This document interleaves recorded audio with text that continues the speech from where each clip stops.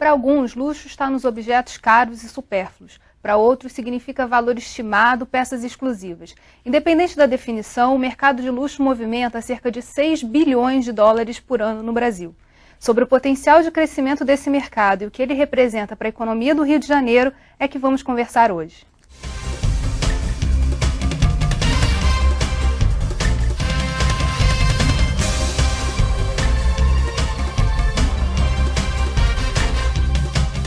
Lá se vai a época em que luxos chamados produtos de alto padrão eram apenas consumidos por uma pequeníssima parcela da população brasileira. Hoje, não apenas os produtos, mas os serviços de luxo estão crescendo. E para falar sobre a importância do mercado de luxo, convidamos o professor Eduardo Halper, coordenador do curso de pós-graduação da Escola Superior de Propaganda e Marketing, Jaime Drummond, sócio do grupo Monteiro Drummond de Ensino, e Felipe Eiras, estilista. Luxo ou alto padrão é uma questão de conceito, e o setor imobiliário foi um dos primeiros a perceber isso. O diretor de marketing da Carvalho Oskin levou nossa equipe de reportagem para conhecer um complexo imobiliário que une modernidade, sofisticação e conforto. Vamos acompanhar. O mercado imobiliário carioca entendeu a mudança no conceito e está criando produtos que se encaixam nessa nova concepção de luxo. É o chamado luxo possível. Quem não gostaria de morar num lugar seguro e viver com muito conforto, tendo um clube residência à sua disposição e usufruir de serviços e comodidades a qualquer hora do dia? Hoje, o público de alto padrão, ele exige muito mais do que apenas um bom produto. Além de um bom produto, além no mercado imobiliário de morar bem, né, de ter à sua volta tudo que lhe confira tranquilidade, luxo, enfim, ele necessita também ter as suas necessidades atendidas. Esse clube residência que vamos conhecer agora fica na Península, um exclusivo bairro da Barra da Tijuca. Aqui, seus moradores podem estacionar os seus carros na sexta-feira e só os pegar de volta na segunda. Afinal, eles têm um clube privativo com piscinas aquecidas, salas de banho e de repouso, spa com cabeleireiros e salas de massagem, academias de ginástica com salas de spinning, lutas e equipamentos cardio e aeróbicos. Tudo no mais alto estilo. A adega personalizada é assinada por Dânio Braga, a Cinemateca pelo Armazém Digital e o Espaço Gourmet por Flávia Quaresma. Fora do clube, um parque aquático com mais de 3.000 metros quadrados, com piscinas, áreas de jogos, boliche, brinquedoteca. Nos jardins, a elegância de esculturas assinadas por artistas como Franz Weissmann, Ascanio MMM, Gersh, Agostinelli, Cheschiatti. E o mais importante é que empreendimentos como este geram, em média, 1.500 empregos. Só para a gente começar, eu vou lançar uma pergunta que é para os nossos três convidados. A gente está falando aqui de moradia de alto padrão. Mas como é que a gente pode conceituar o luxo indo além só da moradia e como um conceito de vida? Na verdade, em qualquer segmento, a gente vê o consumidor com expectativas sempre crescentes, né? Quando ele vai vendo uma necessidade mais básica dele sendo satisfeita, é natural que ele comece a buscar cada vez mais melhorias em cima daquilo que era a oferta básica que ele recebia. Então, isso que estava expresso na reportagem do consumidor que agora busca a moradia associada a uma série de serviços de lazer, esporte, entretenimento de uma maneira geral, já entra um pouquinho dentro desse conceito dele estar buscando algo a mais por um preço que ele tenha condições de pagar. Tem gente suficiente para pagar esse tipo de luxo aqui no Rio de Janeiro? A situação econômica brasileira está favorável, então a gente vê uma classe média alta que está ascendendo para a classe alta, oferta de mais empregos, a indústria do petróleo está atraindo muitos executivos de fora, do Brasil inclusive, que estão vindo se estabelecer aqui no Rio de Janeiro. Então você vê aí uma parcela da população com essa disponibilidade maior para gasto, sim. Acho que fora isso, existe uma procura do Rio de Janeiro como destino para se viver, para se passar uma boa parte do tempo, principalmente em função das nossas belezas naturais, da qualidade de vida que a gente tem no Rio de Janeiro, da possibilidade de ter praia, montanha, enfim, e do lifestyle carioca. Cada vez mais empresários de várias partes do mundo acabam comprando apartamentos no Rio de Janeiro, na orla, principalmente Ipanema, Leblon, Copacabana. A gente percebe isso com muita frequência, o que faz também elevar o preço do metro quadrado, porque a procura está muito grande. Eu acho que isso também tem a ver com o momento que a gente vive no Rio de Janeiro, de perceber que a segurança da cidade começou a melhorar, que existe uma preocupação com investimento na área de segurança, os eventos que nós vamos ter agora, nós vamos passar por uma Copa do Mundo e 2 anos depois nós temos Olimpíadas. Então isso atrai também o investimento estrangeiro e, sobretudo, o estrangeiro de alto padrão aquisitivo. E associado a isso a própria revitalização econômica do Estado, né? A gente acompanhou nos anos 80 um movimento de saída das pessoas, né? As oportunidades de trabalho estavam em São Paulo ou fora do Rio de Janeiro de uma maneira geral. Agora você começa a ver de novo as empresas se estabelecendo aqui, escritório, filial, alguns casos a própria matriz, e aí eles trazem também os executivos do topo da hierarquia para se estabelecerem Felipe, como aqui. é que isso está se mostrando na moda? Paralelo a isso, tem, além de ter em algumas lojas, tem inclusive agora um próprio shopping que vai abrir na Barra, que está previsto para 2012, se eu não me engano, que ele promete ter as lojas de luxo, cinemas de luxo, onde tem uma poltrona maior, espaço maior, o preço, se eu não me engano, era R$50 o preço de um ingresso, então, ou seja, a pessoa vai pagar para ter conforto, para não ter menos gente do lado. Eles estão prometendo lojas bem top de linha para trazer para cá e focando ali na Barra da Tijuca, que é um ponto onde tem muito shopping, principalmente consumo, né? Essa questão dos shoppings tem aumentado, né? Não só na Barra, mas a gente vê a revitalização no shopping ali próximo em São Conrado, tem na própria Zona Sul, né, o shopping Leblon, que tem essa proposta de ser um shopping de fazer para um público de luxo. diferenciado, né? Eles tentam trazer cada as marcas que acham que vão atingir, até acho que não pela concorrência não terem as mesmas lojas, mas o foco dos dois era justamente esse. O Fashion Mall foi o pioneiro, no Leblon depois, e agora na Barra vai ter, acho que o terceiro voltado para esse público. E a gente vê, por exemplo, né, quando a gente vem aqui para o centro da cidade, esse movimento se traduzindo, por exemplo, numa nova leva de restaurantes que estão se instalando aqui no centro da cidade, com cardápio bem mais sofisticado, atendimento também diferenciado em relação aos restaurantes tradicionais, e aí tem esse movimento de maior sofisticação também do consumo culinário. Tem restaurantes que são focados mais nisso. A gente vai ali perto da 1º de março, né? E aí você vê, assim, realmente um serviço novo surgindo aqui no Rio de Janeiro. Eu acho que começa a existir uma consciência do que é hospitalidade, porque quando o conceito de hospitalidade, de uma certa forma, ele não está atrelado só à hotelaria, principalmente quando a gente fala de luxo, mas está relacionado à forma como a gente acolhe, como a gente recebe e como a gente oferece, presta um serviço para um cliente, para esse usuário, né? Aproveitando que o Felipe falou, que é interessante do shopping center, nós fomos procurados pelo Fashion Mall, que foi um shopping muito pioneiro nisso, há cerca de 2 anos atrás, para poder implantar um serviço de hotelaria de luxo dentro do shopping center. Então, a hospitalidade, ela não está só presente na hotelaria, mas está presente no comércio, está presente no restaurante, hospitais, em eventos, hospitais e tal. E o Fashion Mall foi interessante porque o que nós propusemos era que a primeira experiência do cliente no shopping fosse impactante, porque a primeira impressão é que fica. E nós criamos o serviço de valet parking com o capitão porteiro. Um capitão porteiro que não simplesmente abrisse a porta do carro e entregasse um ticket, mas que pudesse dar as boas-vindas ao visitante do shopping center, que acolhesse de fato, para que a pessoa sentisse que ela estava chegando em algum lugar, que ela era bem-vinda. É a questão de ser bem recebido.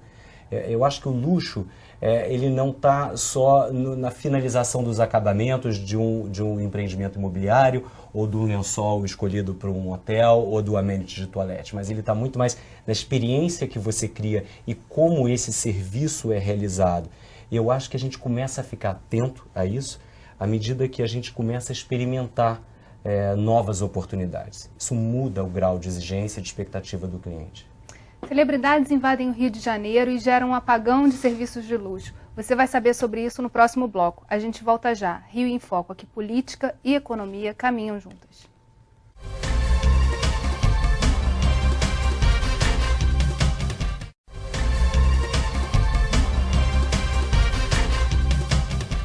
Apesar da disputa entre carros, joias e cosméticos, no mercado de luxo brasileiro, a liderança absoluta é no mundo da moda.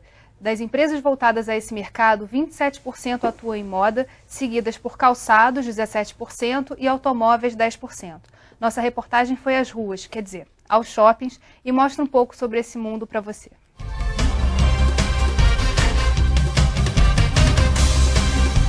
Há quem acredite que luxo é consumir produtos e serviços de alto custo É poder fazer comprinhas num shopping com belas vitrines, vendedores disponíveis e simpáticos, corredores vazios sem corre-corre e com muito glamour. Como este em São Conrado, que reúne as mais famosas grifes.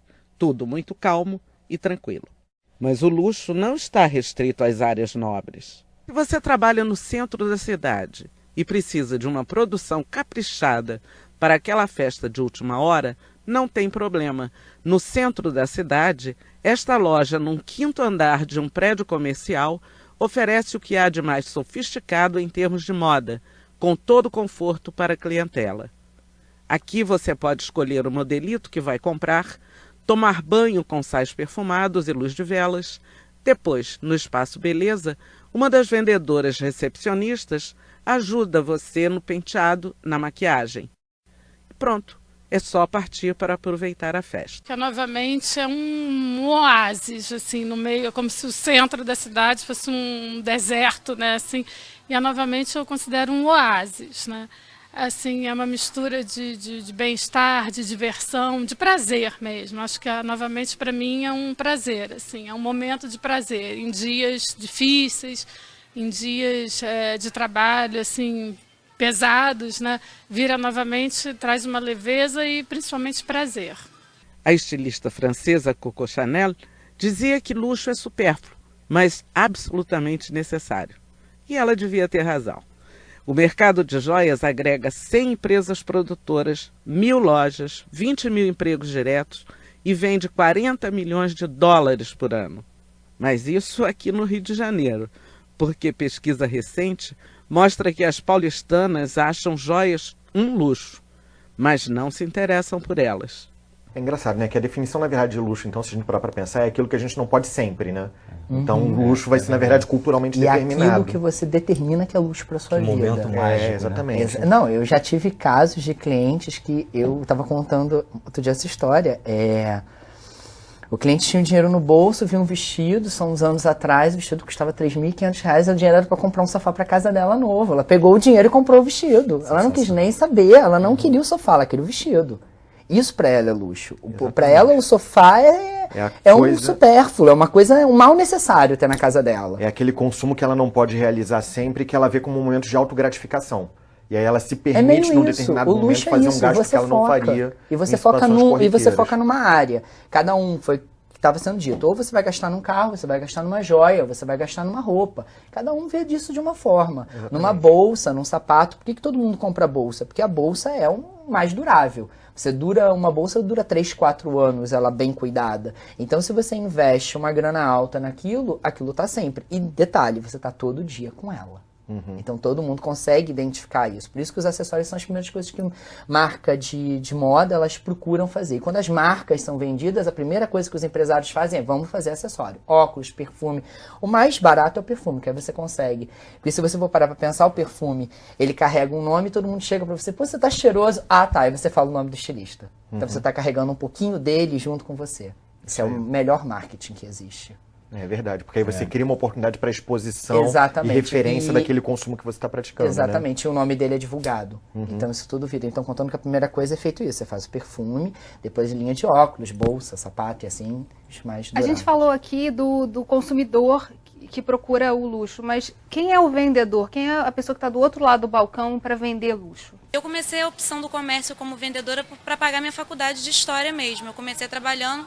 E como eu tinha facilidade de me comunicar e tal, me relacionar, eu comecei a ganhar muito dinheiro nova com a profissão de vendedora. E depois eu voltei, porque o que eu ganhava no início da profissão de história, como monitor ou até mesmo estagiária, era muito pouco para me manter meus gastos mesmo, dia a dia e tal. A relação com esse cliente é muito fácil, porque eu estou sempre aprendendo com eles.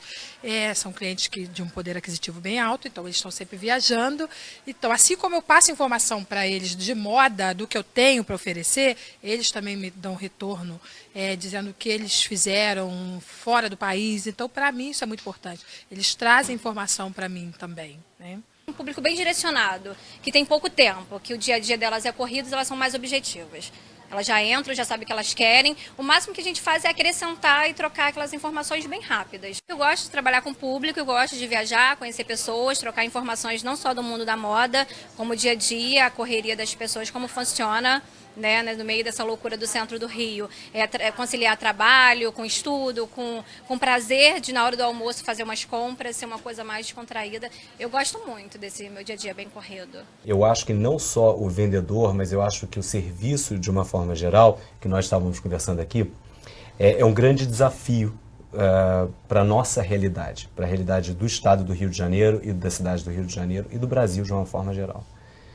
O desafio porque não existe referência do que é de fato o serviço de luxo. A nossa referência, a mais próxima está em São Paulo e nem sempre o nosso vendedor tem a oportunidade de ir até São Paulo para vivenciar e entender exatamente aquilo que o cliente de luxo ele tem como experiência ao consumir aquele produto ou aquele serviço. E quando a gente pensa de uma forma mais ampla, que a gente estava falando de restaurantes ou de hotéis ou de serviços de praia, essa referência é completamente inexistente. Eu acho que esse é o grande momento para o Brasil, de fato, deixar um pouco o preconceito de lado e assumir que nós precisamos trazer referências internacionais para cá para aprendermos modelos de sucesso que acontecem no mundo. Infelizmente, a gente não pode botar todas as nossas equipes de lojas, de hotéis, bares, restaurantes dentro de um avião e fazer um tour pela Europa ou pela Ásia, nos melhores hotéis, nas melhores lojas e entender o que é essa experiência. Isso seria ideal. Mas por que não trazer de fora o que existe em termos de excelência, de qualidade de serviço para cá, para que a gente possa aprender? Então, é assumir que falta essa referência. Isso não faz parte da nossa cultura. Nós temos uma série de outras características. Um povo acolhedor, um povo amável, um povo gentil, um povo hospitaleiro. Isso é a base. Isso é o mais importante. E, aliás, é o mais difícil. O difícil a gente já tem. Eu acho que está na hora da gente abrir a mentalidade e trazer de fora. E até associada a essa questão cultural que o Jaime está tocando aí, até o próprio Rio de Janeiro ele tem uma característica única que ele tem uma disponibilidade de lazer barato não, gratuito. Inclusive para as classes mais altas. Então é a praia, é a caminhada pelo Jardim Botânico. Então a gente acaba se acostumando também com um padrão muito informal de atendimento, que nem é um atendimento, né? Você usufrui de instalações sem ter nenhum atendimento envolvido ali, né? E o mais sensacional é a gente começar, conseguir tirar partido do que a gente tem em termos de belezas naturais, como as praias, os rios, as lagoas, etc., e criar serviços de alto padrão. Mas não só para o alto padrão, mas mesmo para a massa. O que acontece? Você começa a elevar o padrão, você oferece um serviço de ponta, a massa, você conhece bem isso na moda, ela acaba de uma certa forma copiando, fazendo de uma forma mais barata, mas oferecendo o sapato. Algo similar. Dentro da área de hospitalidade, o mesmo acontece. Se a gente começa a trazer um serviço de mais alto nível, você pode saber que o serviço econômico também melhora a sua qualidade. Porque, e começa a existir referência, fontes de inspiração. Isso gera mais receita, mais empregos, mais receitas, mais impostos. É interessante a gente pensar que o turismo, só para completar, o turismo de luxo, de acordo com a Organização Mundial do Turismo, ele movimenta representa apenas 3% do fluxo turístico mundial. Mas esses 3% representam 18% da receita total do turismo no mundo. A gente viu isso no carnaval agora, né? Com a profusão de celebridades e a briga por quartos de hotel nos hotéis de luxo, a dificuldade de achar um motorista bilíngue que pudesse atender a essas celebridades. Então a gente está falando aqui um pouco assim da dificuldade que a gente tem de ver como potencial e de investir nesse potencial que é bastante grande, né? Mas eu queria voltar àquela pergunta assim do vendedor. A gente falou muito assim de que precisa ter referencial, mas que tipo de vendedor hoje trabalha, que tipo de pessoa, de prestador de serviço, porque aí a gente amplia para não ficar só no vendedor, mas que tipo de prestador de serviço é esse que atende a esse mercado? A gente tem um problema aí de preconceito que pode ser um dificultador, porque a gente sempre se acostumou a pensar na pessoa prestadora de serviço como uma pessoa subalterna. Então as pessoas com melhor formação, melhor instrução, estavam sempre fugindo de situações em que elas se vissem numa posição subalterna, tendo que estar servindo alguém, né? E aí quando a gente olha para esse modelo de atendimento mais sofisticado, de luxo, na verdade a gente demanda da empresa que está atendendo esse cliente com alto nível de exigência, um prestador de serviço muito bem preparado. Alto grau de instrução, mais de um idioma, formação superior. Nem sempre essas pessoas se enxergavam numa função de atendimento em que ela se vê nessa posição de estar ali para atender a pessoa. Todo mundo está sempre querendo ser atendido, né? E aí alguém se imaginar numa carreira como essa é uma coisa relativamente nova aqui no Brasil. E até preconceito da parte de quem se dispõe a aprender. Às vezes você pega uma pessoa e tenta treiná-la para isso e mostrar uma outra vertente, a própria, vamos dizer, o princípio do que você está chamando de luxo. E às vezes o preconceito dela mesmo, ela embarrera algumas coisas, e isso eu já vi acontecer, porque ela não tenta compreender por que aquele produto custa aquele valor. Por mais que você explique, ela não consegue entender dentro de uma realidade, às vezes, dela, que aquilo custa aquilo e que existe uma pessoa que paga aquilo. Então, às vezes, ela foi o que a gente estava falando, de dizer que um objeto ou um vestido custa 15 mil reais e você falar como se custasse 10. Você tem que falar aquilo com uma naturalidade. Por quê? Porque a pessoa que está comprando vai encarar aquilo com naturalidade. É isso que ela tem que entender, é o princípio. E almejar também, né? Isso é bom, quando ele entende e ele deseja aquilo e ele admira aquilo, a venda é mais fácil. Sempre. A venda, a prestação de serviço, qualquer coisa. Você nunca consegue defender nada daquilo que você não acredite. Ou de que você goste. Isso aí. Isso aí tem fica que ter mais um fácil. senso de identificação de quem está vendendo e atendendo, não só com o serviço ou o produto que está sendo oferecido, mas também com o cliente. Isso e aí confuso. justamente criar essa nova perspectiva de carreira, né? Pessoas que tiveram uma excelente formação, hoje trabalhando na linha de frente de alguns serviços ou varejo, é uma coisa para a qual a gente tem que se preparar ainda. No próximo bloco, como o mercado de luxo enfrenta a pirataria. Não sai daí, Rio em Foco, aqui política e economia caminham juntas.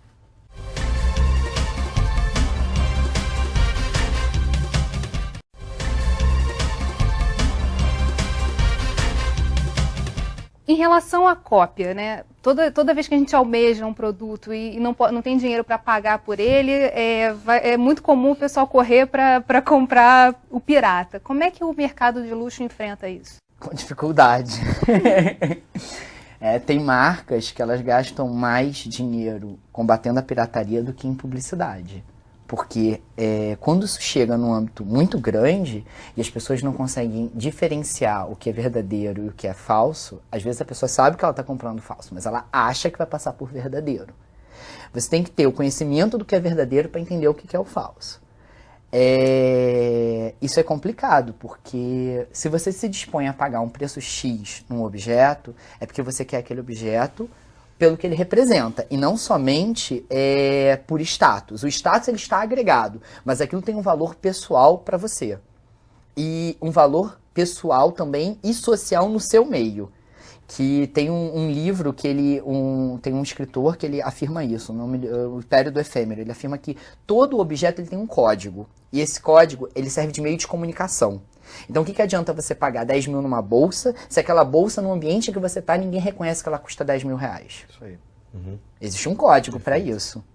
Então você também está associando aquilo à sua imagem. E essas pessoas que pagam isso, elas se predispõem também a pagar o ambiente, que você vai ser reconhecido com isso, a frequentar esses meios. Então existe todo vamos dizer assim, uma embalagem social que vem por trás do desejo de compra de um produto desse. Ou de você pagar... Claro. Tem Quer todo dizer, então associado àquela coisa da gratificação, vem também uma busca por distinção social. Se eu não tenho elementos que me permitam demonstrar para as pessoas que eu estou comprando um produto legítimo, e de que maneira isso traduz a minha posição social, econômica, etc e tal, a marca fica também com um argumento muito frágil de venda se ela não consegue ter esse elemento diferenciador que o consumidor possa usar. Claro, tem uma série de fatores que o cliente ele busca. Às vezes a exclusividade.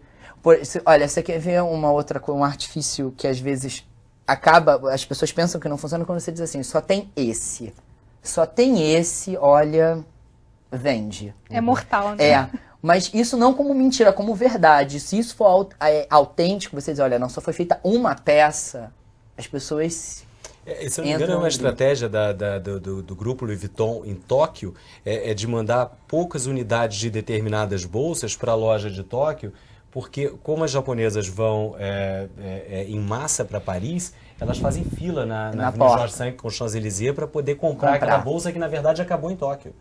Então, essa é uma estratégia do grupo, aparentemente, né? E olha como é que isso é engraçado. Então, usando o exemplo da Louis Vuitton. Em Paris, Louis Vuitton não é considerado tão sofisticado quanto outras marcas de bolsa. Mas ela vai para outros países. Vai para outros países justamente para isso. Pra poder lá, a sofisticação está associada a uma coisa. Mas o que ele falou é verdade. Tinha época que tinha fila de japoneses na porta. Isso eu vi. Eles chegavam para você e diziam assim, olha, só pode sair, cada cliente só pode sair com 2 bolsas. Eles te davam o dinheiro, você comprava uma para você ficava com uma e você dava outra para ele. Ele te dava o dinheiro para comprar mais bolsa. O desejo dele era tão grande em ter aquele produto que ele fazia isso. Então, o exclusivo, não ter, faz vender também. Isso como uma estratégia verdadeira, não é aquela mentirinha que você chega, olha, só tem esse. É de verdade. Isso faz vender. É a pessoa querer só aquela peça para ela. Isso funciona muito. A gente está num momento, não só no Rio de Janeiro, mas no Brasil, em que está tendo uma ascensão das classes em geral. A gente fala da classe média para alta, mas a gente está tendo uma democratização do consumo, né? Uma grande conquista aí dos últimos anos.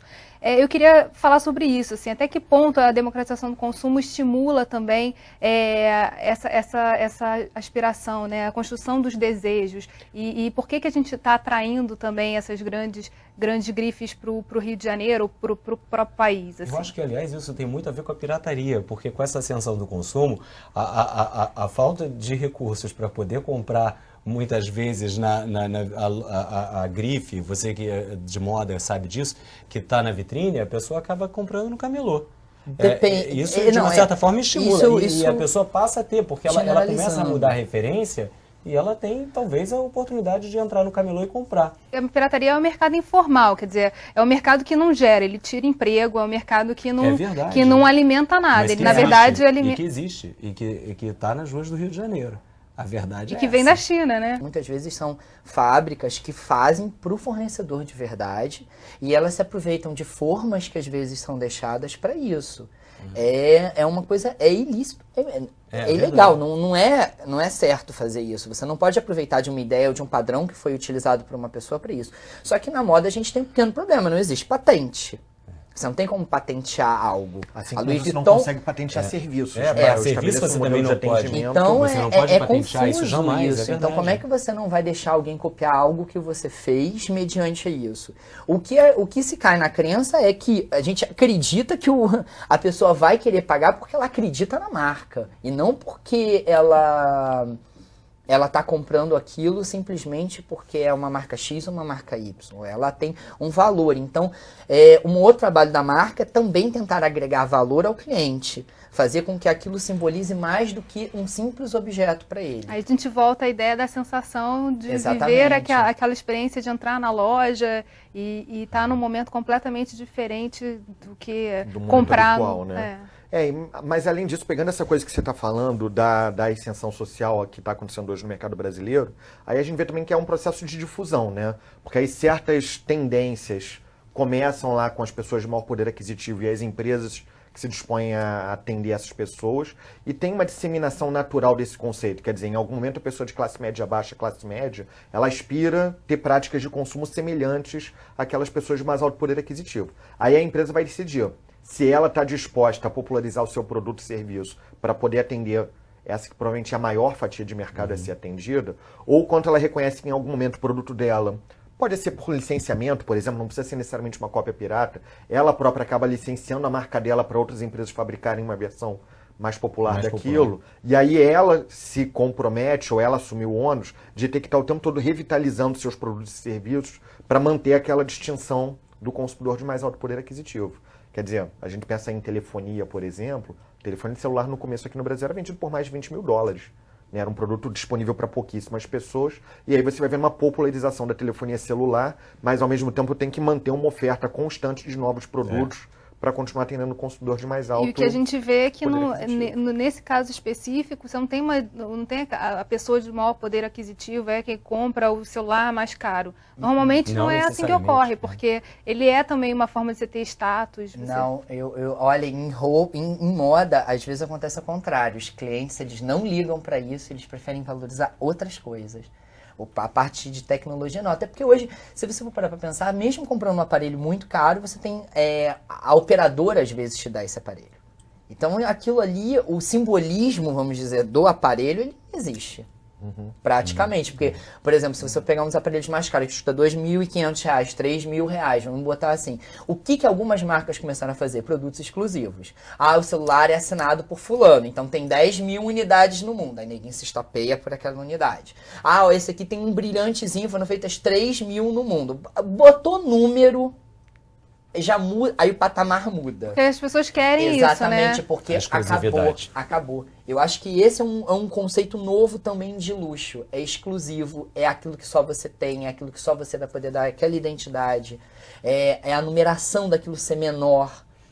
Quanto mais você for apertando isso, mais desejável eu acho que fica. Até hoje existe até revista que é assim, tem uma revista no mundo que ela é numerada. Você paga em torno de $500 a $1.000 por uma revista, ela sai de 6 em 6 meses, ela é numerada no mundo. Dependendo de quem faça a bolsa, que ela pode vir dentro de uma bolsa da Louis Vuitton, ou dentro de uma embalagem que a Hermès fez, você paga o valor dela. Mas também é numerada. Então isso também faz aumentar o desejo da revista. Agora, é um mercado aí sem fim, né? É um mercado que pode, assim, enquanto a gente diminui, restringe e fecha nesse mundo, você amplifica assim em 1000 e cria uma série de oportunidades para quem está porque se as pessoas estão buscando gratificação, a gratificação, na verdade, ela pode vir então de qualquer produto ou serviço. Eu posso buscar isso em hotelaria, eu posso buscar na moda, eu posso buscar em serviços bancários e por aí vai. Então você vê em vários segmentos da economia fluminense, no caso, oportunidades surgindo para quem se dispõe a atender esse consumidor com alto poder aquisitivo em busca E é do sobre luxo. essas oportunidades que a gente vai falar no próximo bloco. Não sai daí. Rio em Foco, aqui política e economia caminham juntas.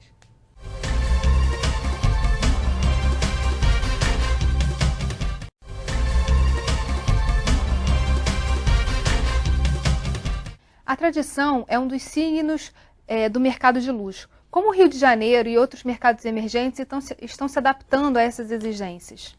Eu acho que a tradição ela acaba vindo de fora, são referências. Eu acho que a gente busca referências na tradição quando é que a tradição não vem através de marcas que já existem. E a globalização está aí justamente trazendo isso, né? Trazendo marcas do mundo inteiro, abrindo no Rio de Janeiro lojas de grife, como o Felipe estava falando, e tantos outros serviços, né? O que eu vejo muito, em que a gente está conversando aqui, das oportunidades do Rio de Janeiro, e eu volto a repetir, da gente buscar referências no que existe no mundo, né? Eu acho que a gente tem que abrir o mercado e trazer o mercado de volta para o Rio de Janeiro. Eu tive recentemente uma experiência em Beirute, que é uma cidade que já foi considerada Paris do Oriente Médio. O Líbano sempre foi a Suíça do Oriente Médio, já passou por guerra, já foi totalmente destruído já foi destruído e está completamente revigorado, e o que a gente fala de booming no turismo, né? E para o turismo de luxo. Mas por que isso? Porque eles focaram no serviço e no atendimento. Para isso, acabou de abrir um Four Seasons, que é o número 1 das redes de hotelaria de luxo do mundo, ou seja, isso depende de um investimento imobiliário grande. O metro quadrado mais valorizado é exatamente no prédio ao lado do Four Seasons, uma marina que deve ter um tamanho 3 vezes maior do que a Marina da Glória, um projeto imobiliário inacreditável. A gente vai ter agora também um investimento do Ike Batista aqui. E isso faz parte de um resgate da cidade. E a cidade está vibrando para trazer todas as grifes de luxo. Eu acho que nem Rodeo Drive ou qualquer outro lugar que a gente possa imaginar tem uma concentração de grife por metro quadrado igual de Beirute. E eles estão atraindo principalmente o visitante, que traz dinheiro, traz recursos, traz divisas, gera empregos, serviços, impostos e tal. Eu acho que é isso que a gente precisa tentar perceber, as oportunidades que nós temos com Paraty, com a Mata Atlântica, com as praias do Rio de Janeiro, com os eventos que nós temos como Carnaval e tal, e preparar o nosso Estado para isso. Abrir a mente e deixar o preconceito de lado e falar, vamos investir nisso?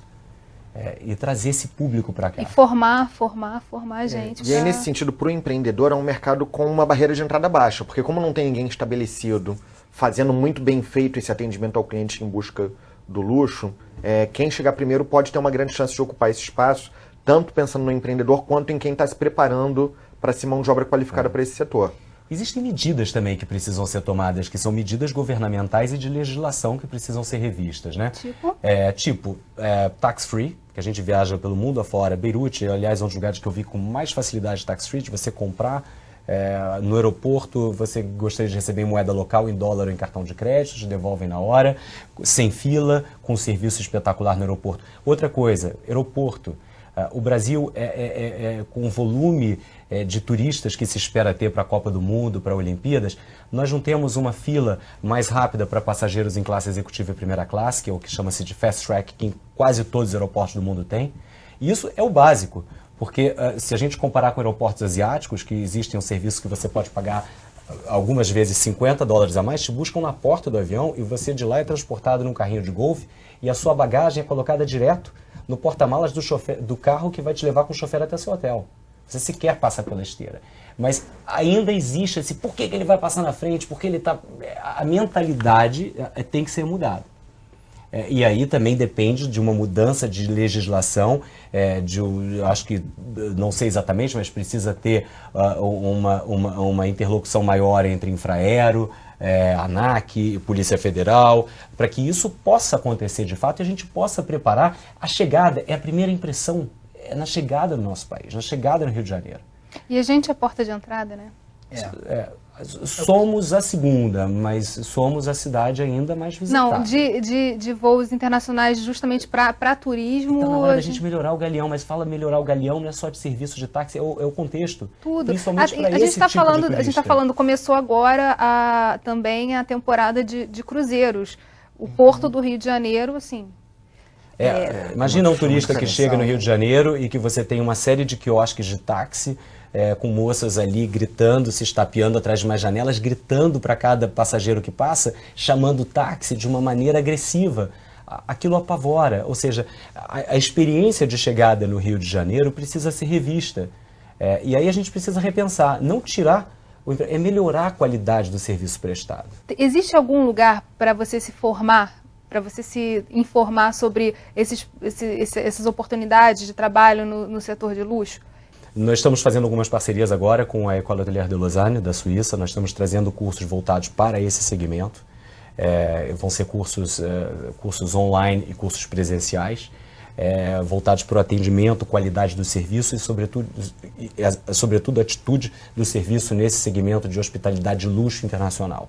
O que acontece na hospitalidade de luxo internacional e de que maneira eu posso aplicar isso no meu dia a dia. Mesmo que eu seja um serviço econômico, o luxo nem sempre, no serviço ele nem sempre custa tanto mais. É a maneira como você atitude, entrega, né? a atitude. Que isso é mais difícil. Estava conversando, eu acho que é bacana a gente pensar o que acontece. Vamos pensar em Beirute, né? Quando você fala para algum brasileiro que você foi para Beirute, as pessoas ficam apavoradas, porque as pessoas não têm ideia. Não, mas Beirute tem o Líbano vive de turismo, e o Líbano está lotado de turista, e é um turista que gasta. Eu acho que assumir, o que você está falando nesse ponto é assumir que nós vivemos disso, não podemos abrir mão disso e que a gente tem que apostar nessas oportunidades que estão se desenhando. Agora, é um mercado, quer dizer, em que a mão de obra pode ser formada num curto espaço de tempo ou você demanda, como por exemplo na engenharia, 15 anos? Sabe o que é mais interessante? Vamos voltar a comparar de novo o que acontece lá fora. Vamos pegar um exemplo de uma companhia como a Four Seasons. A Four Seasons, para poder preencher 300 vagas que estavam disponíveis no Four Seasons Beirute, que inaugurou ano passado, eles entrevistaram 12 mil pessoas. E se você pergunta para uma companhia de sucesso como essa, o que ela fez, ela não de fato estava preocupada em achar pessoas com melhor conhecimento técnico, que soubessem diferenciar um artigo de luxo, mas pessoas que tivessem atitude de fato. Porque essa atitude positiva é o que faz com que as pessoas consigam entregar um serviço de luxo, porque a técnica a gente ensina. Você consegue ensinar como uma bolsa é confeccionada, como aquela camisa foi desenvolvida, e a pessoa consegue se apaixonar, mas ela tem que ter a base para isso. Eu acho que o mais difícil é você a formação atitudinal, localizar, né? E ela gostar daquilo que ela está fazendo. Exatamente. E ela entender aquilo que ela está fazendo. Exatamente. Por quê? Porque ela, por exemplo, pelo menos na minha área, eu cheguei a dizer, não, você vai fazer esse tipo de acabamento nessa roupa, que é um acabamento mais sofisticado, e ela olhar para mim, mas por que demora mais tempo? Ela tem que ter paixão, né? Ela tem que entender que aquilo é muito mais bonito e que aquilo ali, se você virar a roupa do avesso e não aparecer nada, ela estiver lisa, é muito mais interessante para um cliente X que eu quero atingir, que ele também vai olhar isso. É muito mais bonito. A roupa fica mais limpa, toda a situação fica apresentada de uma outra forma no cabide. Eu digo que mais do que uma mentalidade específica para luxo, eu acho que é uma mentalidade para serviços. Porque aí a pessoa que tem uma boa formação em gestão de serviços, atendimento ao público, ela consegue lidar bem com qualquer situação. Fato, é verdade. E aí eu posso eventualmente estar atendendo um público com menor poder aquisitivo, que está em busca de eficiência e rapidez e custo baixo, ou eu posso estar atendendo um consumidor de alto luxo que está buscando um atendimento sob medida, e eu consigo lidar bem com as duas situações porque eu tenho essa capacidade de fazer leitura, entender o que o consumidor está buscando e como é que eu tenho que me ajustar para atender entender esse que isso é um serviço. consumidor. Ele deu um exemplo muito bom, que era mais ou menos o seguinte: por que eu pago 50 dólares e eu vou direto pro meu carro? As pessoas têm que entender que luxo é serviço, você está pagando, por isso que ele fura a fila. Essa é a ideia. Digamos assim, fura a fila, entre aspas. É a mesma coisa, você vai parar no âmbito não é nem bem... furar a fila, porque exatamente não é furar a fila. Não, eu paguei para ter isso. É uma outra fila. Não, é porque a ideia das pessoas é que ele está furando fila. Não tá. Ele pagou por um serviço. Eu paguei Se você quiser, na você porta também do pode avião pagar. me esperando. É a mesma isso coisa. É maravilhoso. E aliás é Por que delicioso. existem pessoas que andam de ônibus e pessoas que andam de táxi? Então é a mesma coisa. Você está pagando por um serviço, você está pagando por outro. Os dois serviços te levam a qualquer lugar do Rio de Janeiro. Mas tem diferença de tempo, tem diferença de conforto, tem diferença de privacidade. E você não tem obrigação de pagar 50 dólares. Se você quiser economizar 50 dólares, gastar 50 dólares no perfume, você tem todo o direito. Mas tem gente que prefere gastar 50 dólares para ter alguém na porta do avião te recebendo. Eu prefiro. E eu acho que é isso que a gente tem que ter, essa democracia. Bem, infelizmente a gente está chegando ao fim do nosso programa. Obrigada, Eduardo. Obrigada, Jaime. Obrigada, Felipe. E obrigada a você que nos acompanhou. O Rio em Foco é o programa do Fórum Permanente de Desenvolvimento Estratégico do Estado. Para acompanhar os nossos debates, acesse a nossa página na internet ou as nossas redes sociais.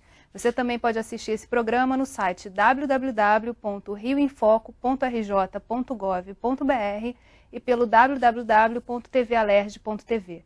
TV Alerj, o canal do povo fluminense. Até a próxima.